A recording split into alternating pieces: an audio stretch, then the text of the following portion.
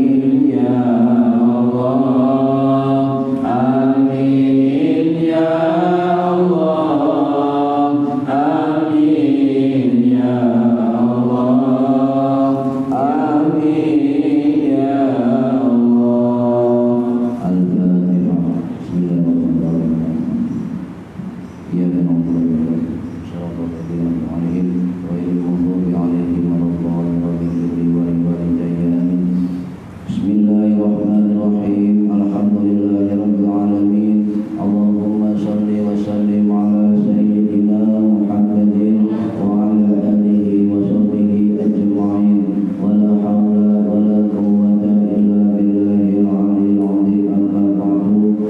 Ingkang rahmati barakah para ibu yang hadir, mudah-mudahan yang hadir dan mendengarkan mendapatkan manfaat, maslahah, barokah, wassalaah, wa wassa'adah, wassalam fid dini wa dunya wal akhirah.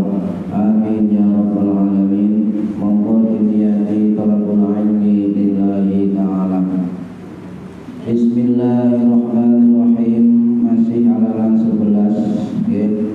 Rukun sholat yang ke-10.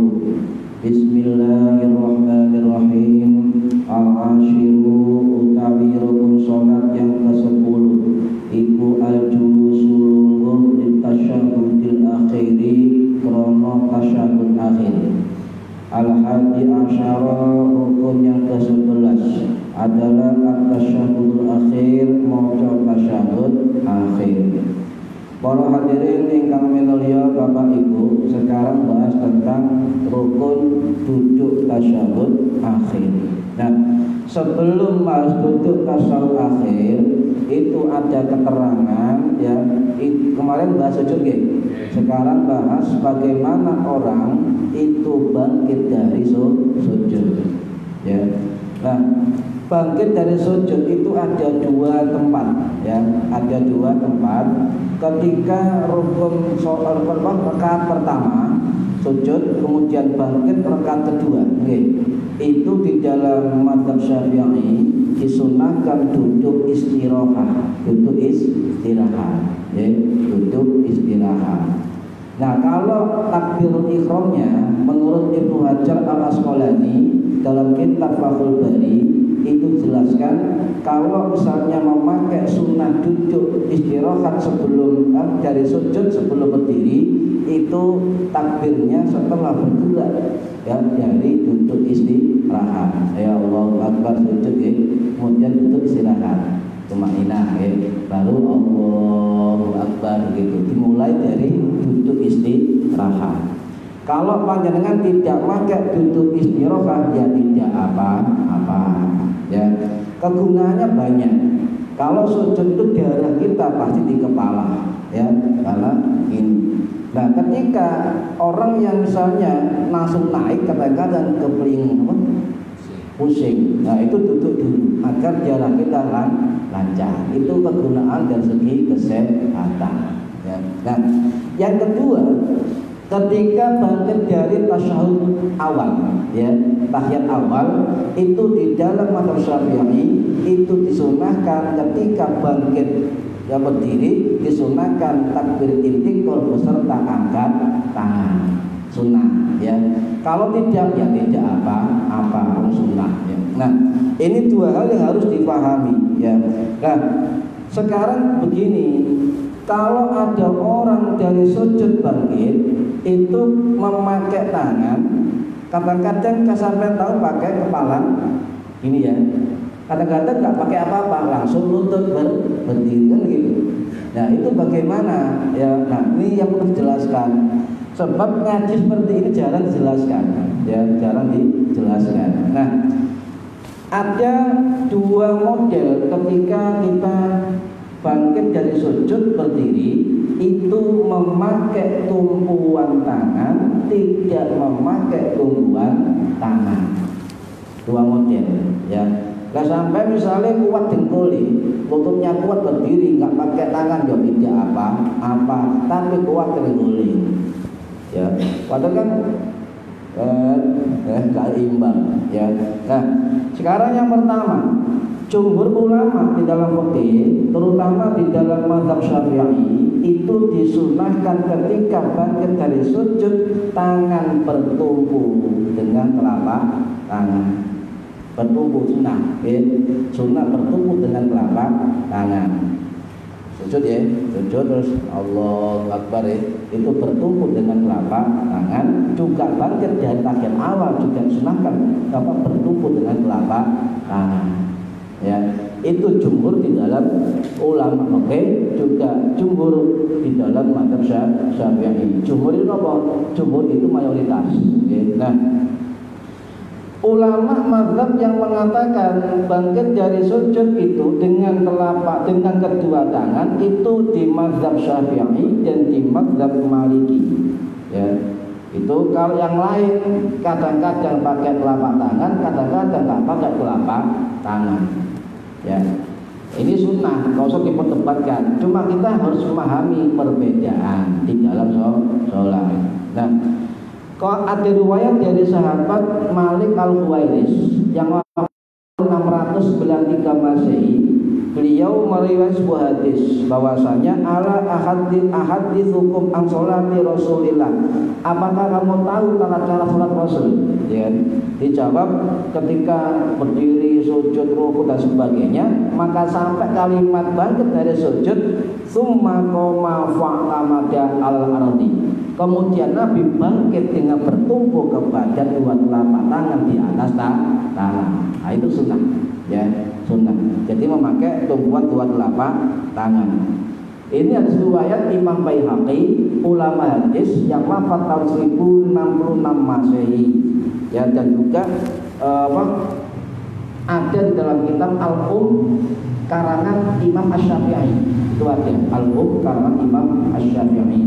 Nah, Imam Syafi'i rahimahullah yang wafat tahun 820 Masehi itu dalam kitabnya mengatakan, saya membenci orang yang ketika bangkit berdiri tidak bertumpu dengan kedua tangan. Bukan dilarang, dibenci, ya.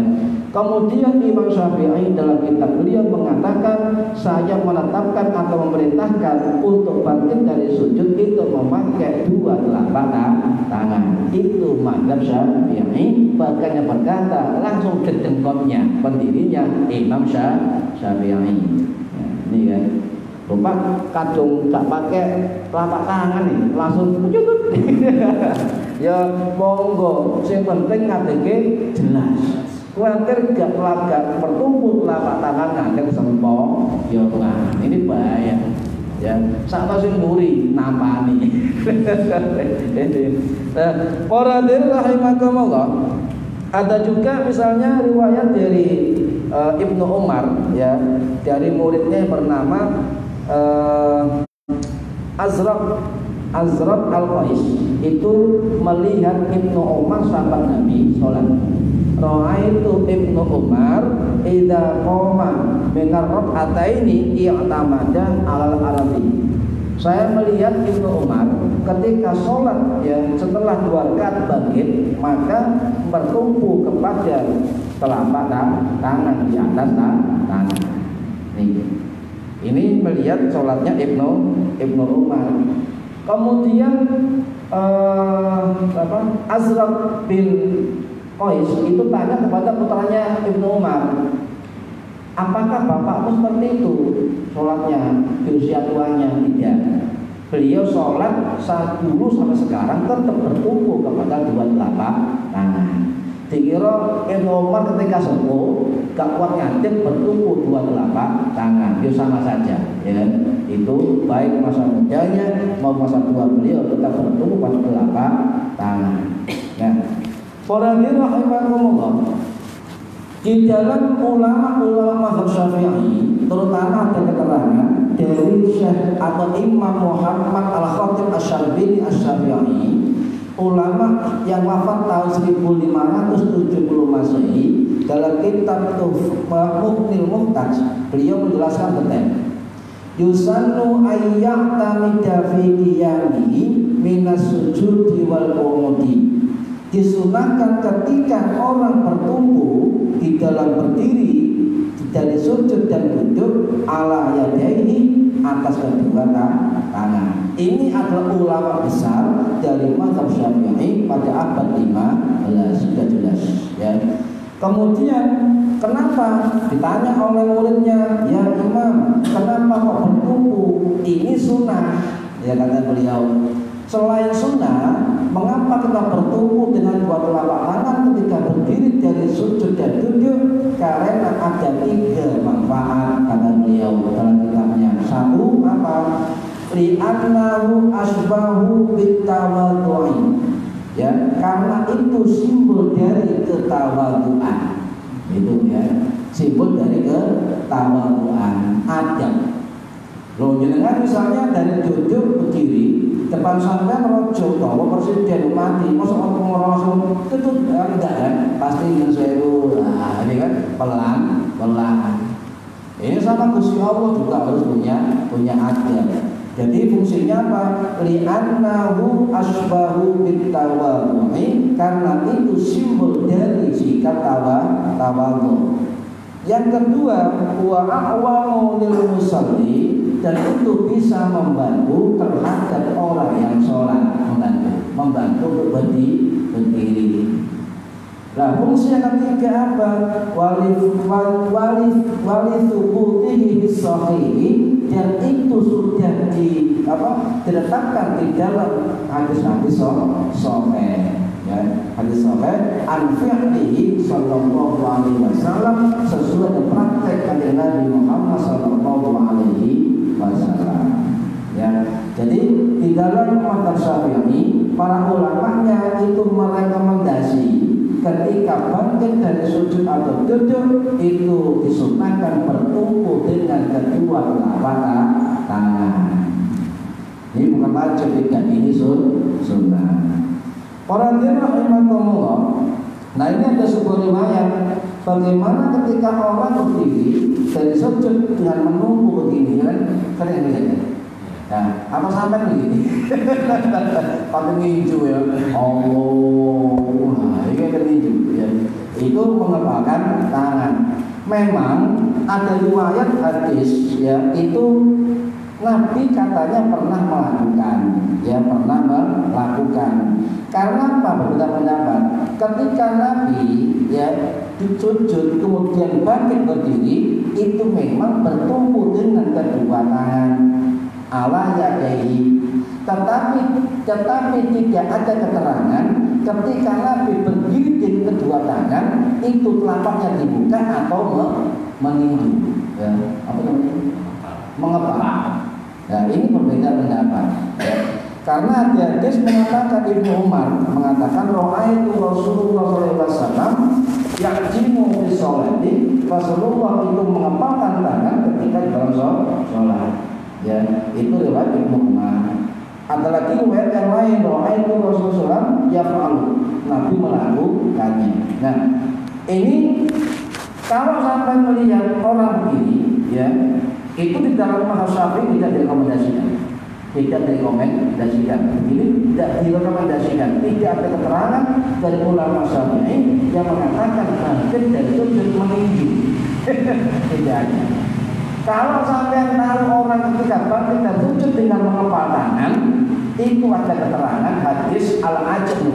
Ya, cuma al-ajnu ini beda pendapat. Apakah al-ajnu itu menguatkan ketika bertubuh atau artinya mengepalkan tangan? Dan beberapa keterangan di YouTube sampai lihat itu beberapa ustaz mengatakan hadis Ibnu Umar tadi, roa itu ya jinu Rasulullah fi sholatihi, Rasulullah mengepalkan tangan ke dalam sholat. Nah, al-ajnu itu ternyata itu terkenal ya dengan mengepalkan tangan ketika bangkit, itu berasal dari kitabnya ulama Wahabi. Ya, yang bernama siapa? Syekh Al-Albani dalam kitabnya Sifatus Shalah. Ya. Kemudian para penerjemah yang mutajimnya itu mengatakan al-ajl atau ajana itu adalah mengepalkan tangan. Oh, ini diberi pedas oleh banyak ulama. Ya, diberi pedas. Akhirnya apa sih al-ajl itu? Apakah betul hadis Ibnu Umar mengatakan Nabi yang jinu mengepalkan tangan di sholati di dalam sholatnya? Apakah benar? Hadisnya benar. Ya, hadisnya benar. Tetapi apakah yang jinu atau ajal atau al-ajal atau ajana itu artinya mengepalkan tangan? Ya, harus kritis kita. Ya, harus kritis. Nah, kita buka di kitab Kamus Al-Munawir karangannya Kiai Kerapiak Dewasa Munawir. itu ada kata yakjinu atau ajana atau al-ajan, itu bukan artinya mengepalkan tangan. Tidak, ya, bukan mengepalkan tangan. Dalam kamus al-munawwir itu diartikan apa? Bertopang kuat dengan kedua tangan. Beda ya? Beda. Kalau dalam keterangan Al-Bani, ya itu dikatakan mengepalkan tangan. Boleh. Bahkan kata Al-Bani dalam kitabnya Ulawalbi, ya, itu sunnah.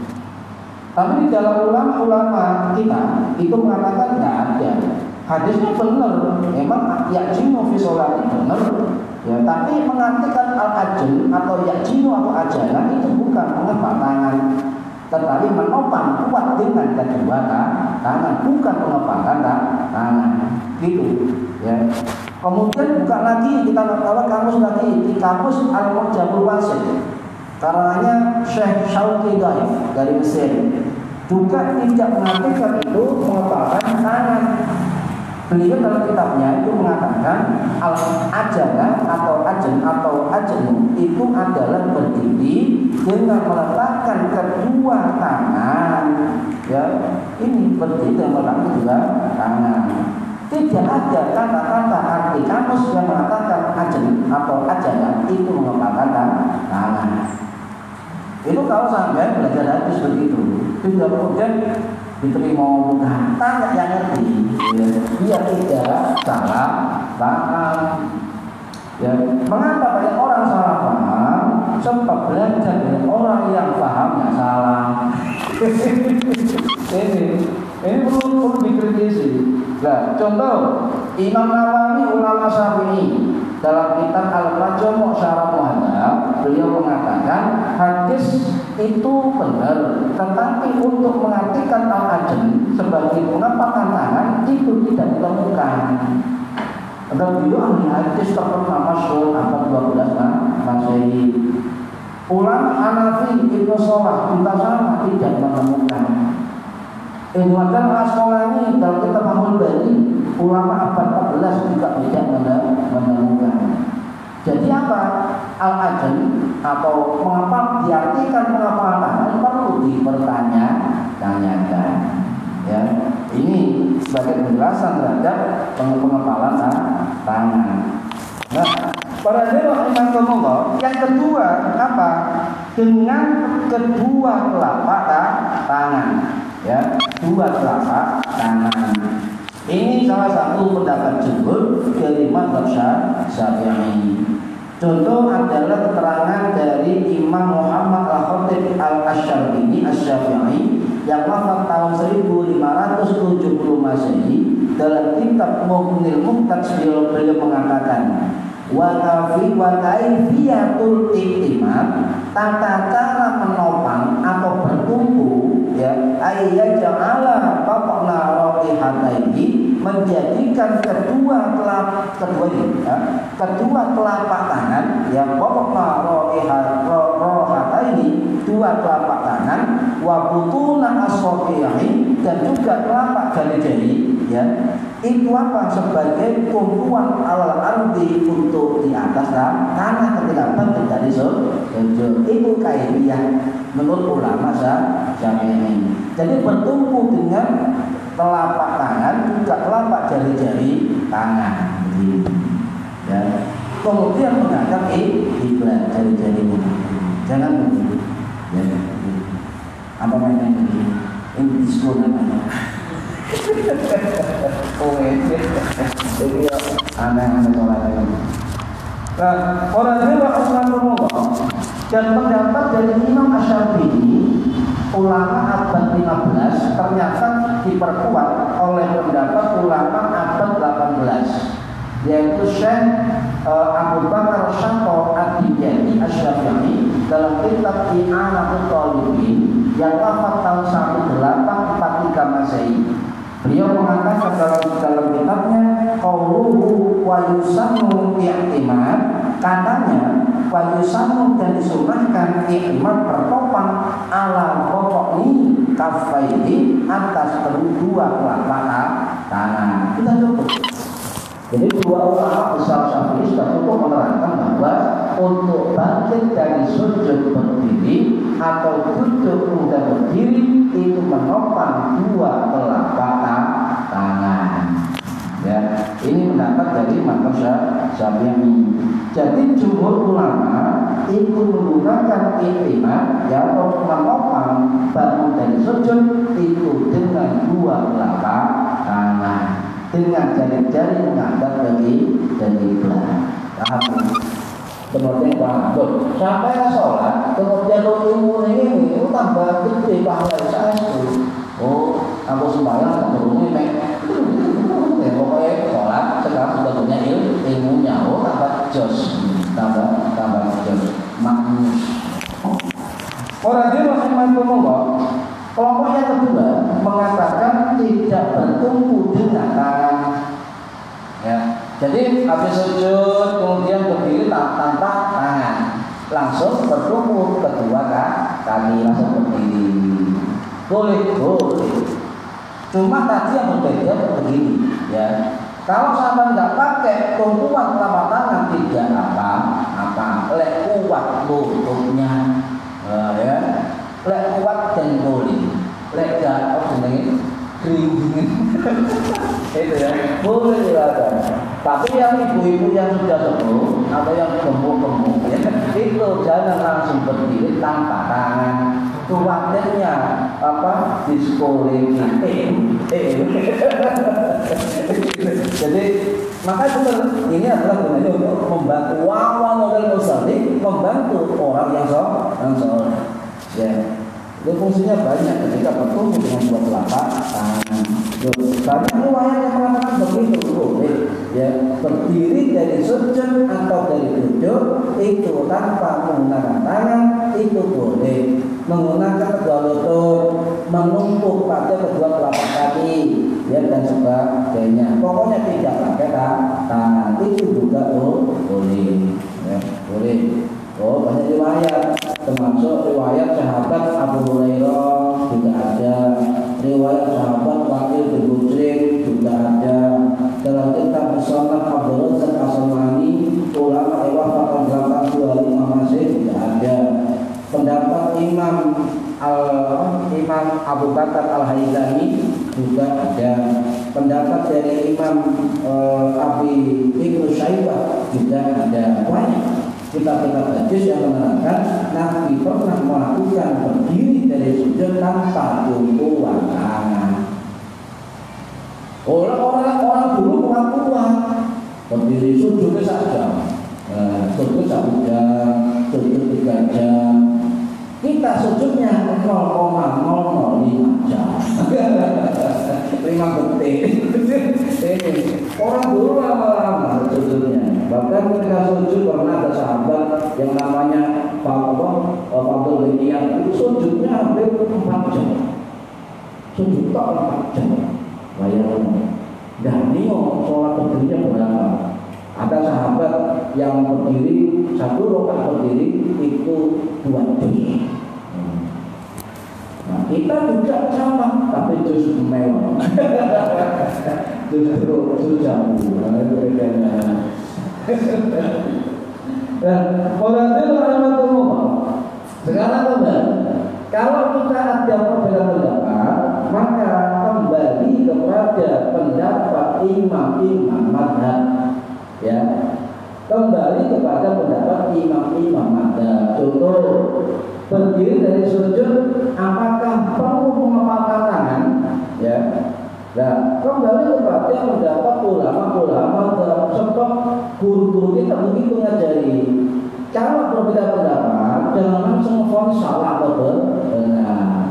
Tanyakan kepada yang penting atau kembali kepada pendapat-pendapat 4 ulama mazhab. Contoh misalnya, apakah mazhab 4 ini ketika bangun dari sujud mengepalkan tangan, kan begitu? Nah, ini ada keterangan, ya. Begini keterangannya: mazhab Hanafi, mazhab Maliki, mazhab Syafi'i, dan mazhab Hambali itu tidak ada mengatakan bangun dari sujud pakai mengepalkan tangan, tidak perlu. Ya, jadi bahasanya itu tidak perlu mengepalkan tangan, tidak usah. Nah, kalau ada orang yang mengatakan bahwa sunnah mengepalkan tangan, misalnya, ya Allah, ya, nah itu berarti bisa kita simpulkan kalau orang mengepalkan tangan ada dua kemungkinan. Satu, memang ngerti, melo-melo, ya ikut-ikutan. Atau yang kedua, ngaji YouTube. Ngaji YouTube. Jadi kalau YouTube sekarang dikuasai orang-orang begitu kan. Ada pendapat contoh Ustaz Wahabi mengatakan mengapalkan tangan bangun dari sujud sunnah. Oh, saya jawab, iya, sampeyan muridnya Syekh Albani, ulama Wahabi yang menyunahkan ketika bangun dari sujud mengapalkan tangan. Loh, ulama lain bagaimana? Ulama bin Bas mengatakan tidak ada keterangan bangkit dari sujud itu mengapalkan tangan. Ini adalah kita mengaji fatwa bin Bas. Ulama Wahabi lain contoh Muhammad Shalih bin Utsaimin, ya, dalam kitab mengaji fatwa Rasulnya itu mengatakan boleh mengapalkan tangan, boleh tidak mengapalkan tangan. Lebih baik tidak mengapalkan tangan. Sudah. Oh, sekarang kita kembalikan ulama sama sendiri juga berbeda pendapat. Ya, ulama berbeda pendapat tentang mengapalkan tangan. Tidak usah bahas itu, ayo kembali kepada kalau kita memang betul-betul pengikut Syafi'i, maka kita ikut pendapat ulama mazhab Syafi'i. Apa? Tidak perlu bangkit dari sujud dengan mengepalkan tangan pakai dua telapak tangan. Paham ya? Paham enak ya. Tapi sebetulnya itu bagaimana? Ya monggo, itu barang sunnah, tidak mengaruh dari asal sholat. Ya, ini semuanya paham. Ya.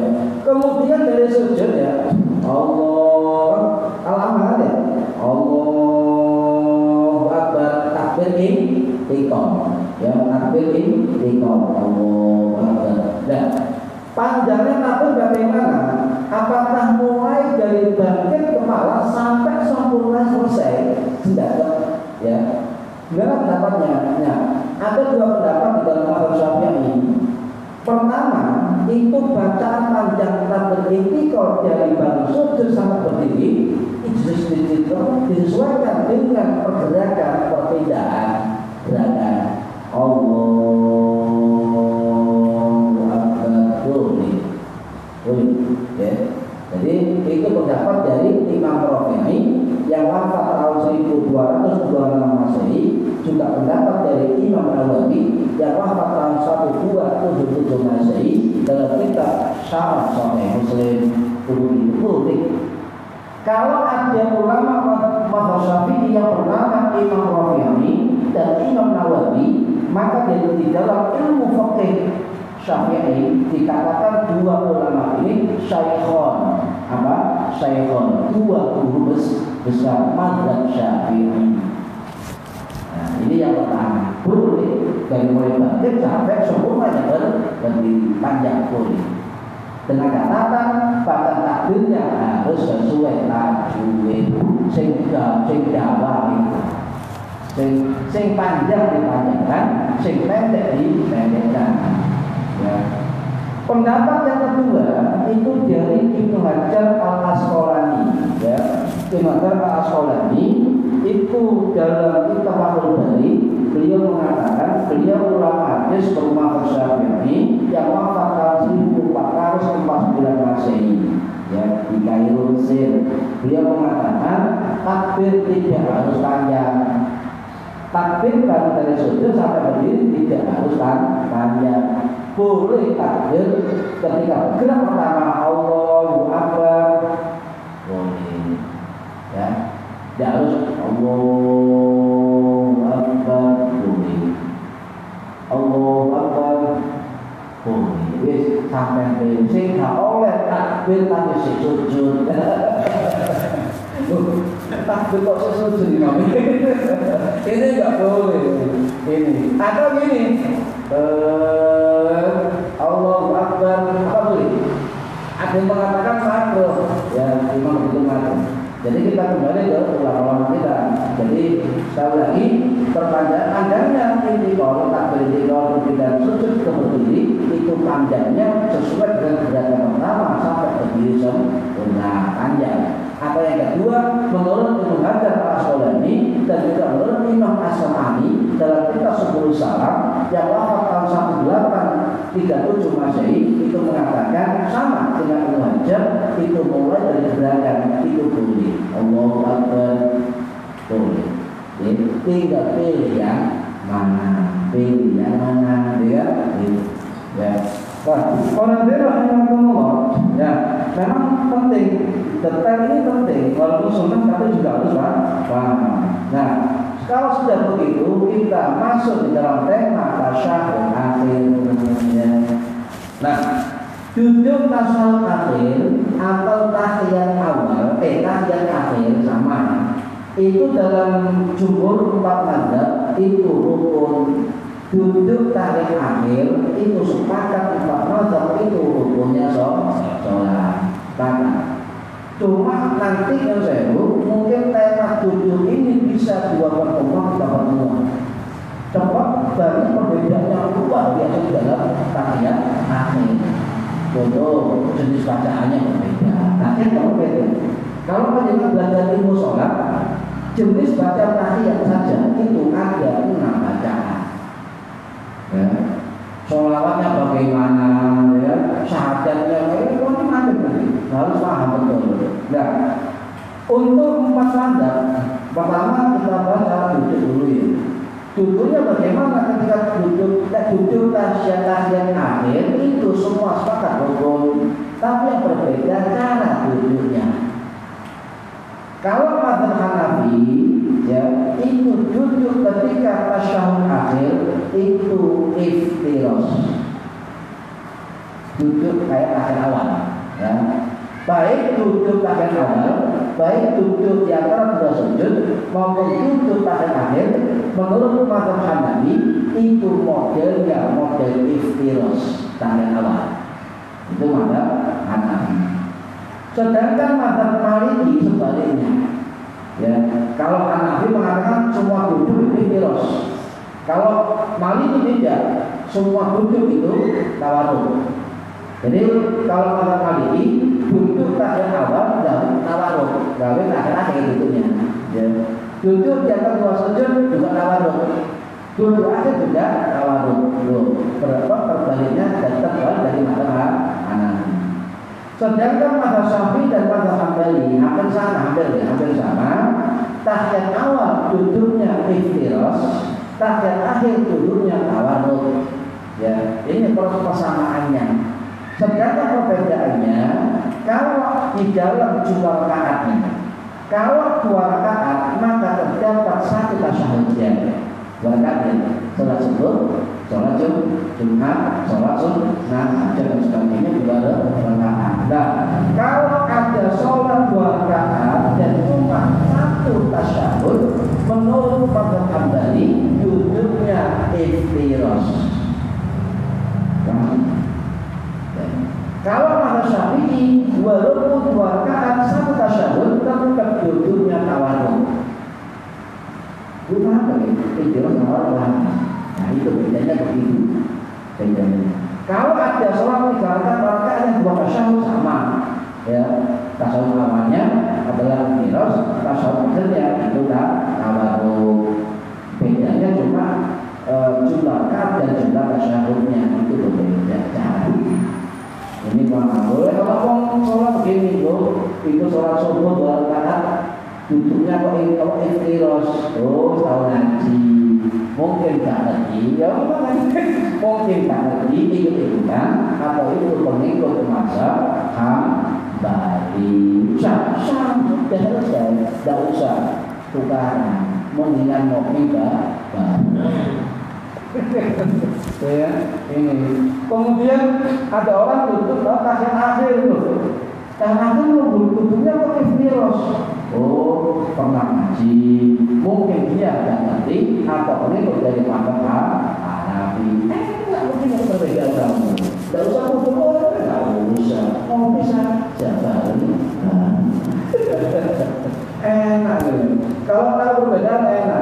Makanya mohon maaf, saya kalau ngaji itu sering madhab ini ya, sering ini. Kenapa? Sekarang ini orang jarang tahu tentang perbedaan pendapat, sehingga gampang gampang menang.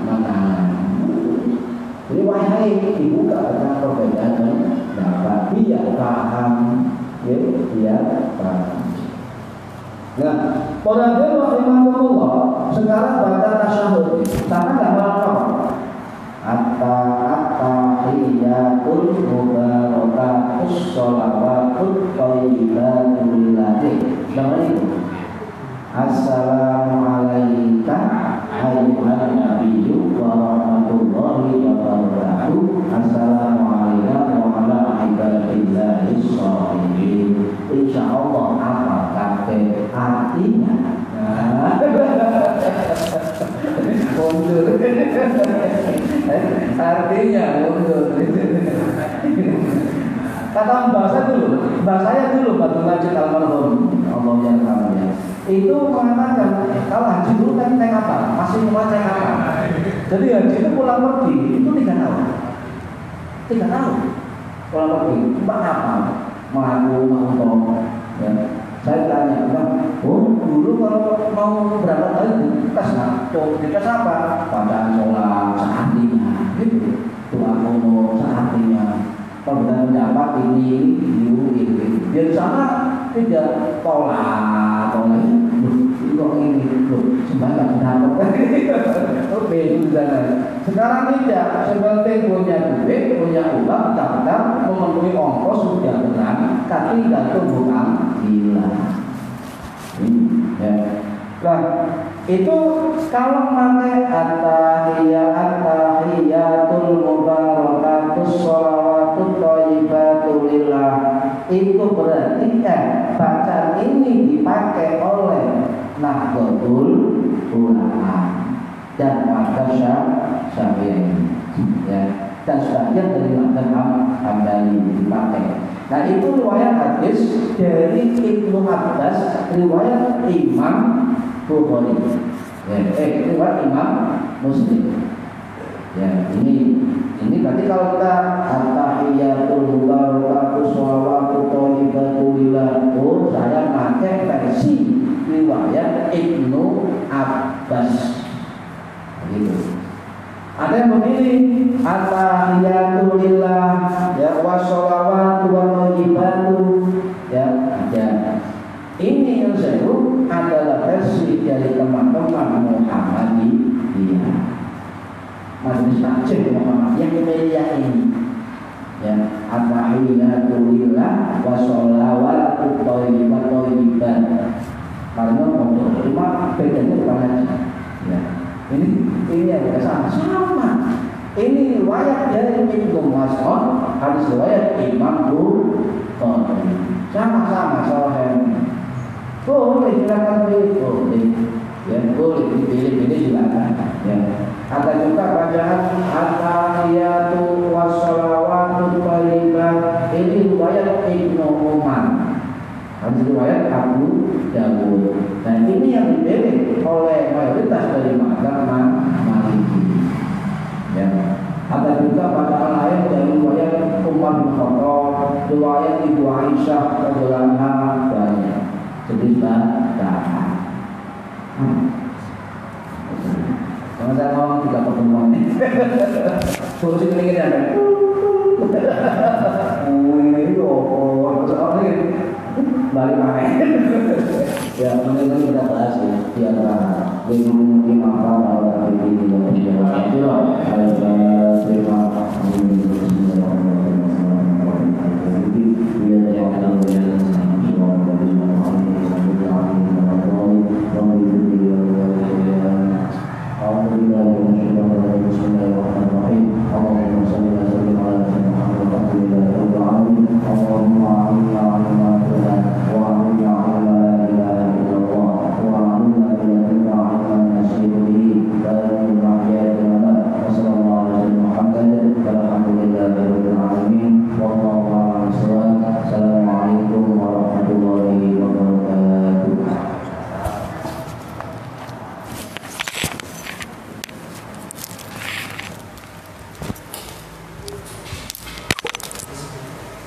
Amin.